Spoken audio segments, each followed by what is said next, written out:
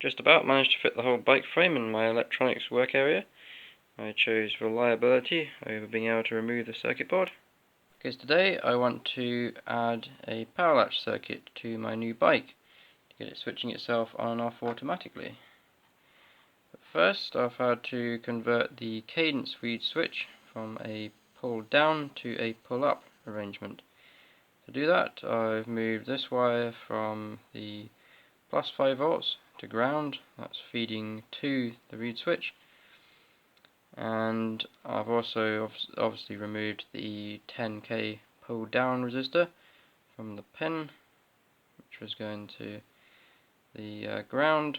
And I've also, because I've got the LED here as an indicator, I've had to swap that around and also move the 3.3k current limit resistor from ground to the plus 5 volts instead. So that will have, when it's off, it will have 5 volts on both sides of it, and then when the reed switch is switched, it will ground the pin and the current can flow through the LED.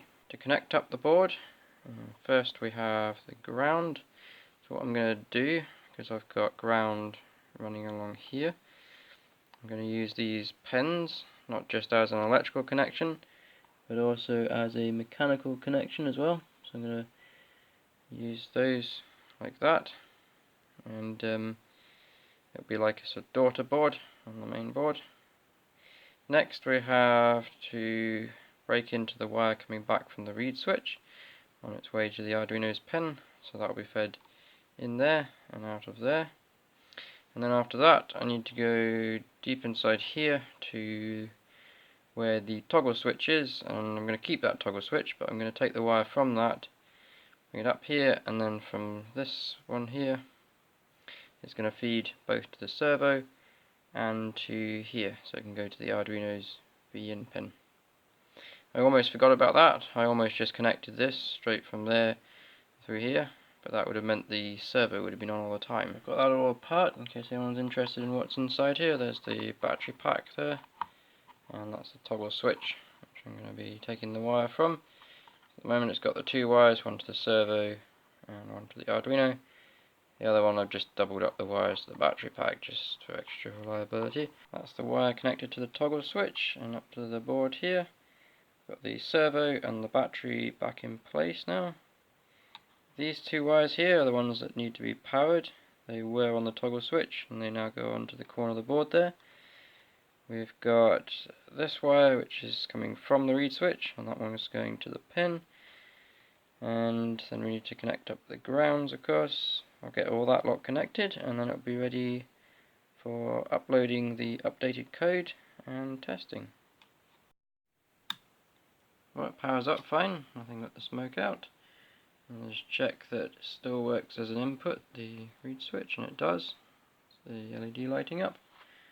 And the wheel one is the one just next to it. That makes the servo respond, obviously.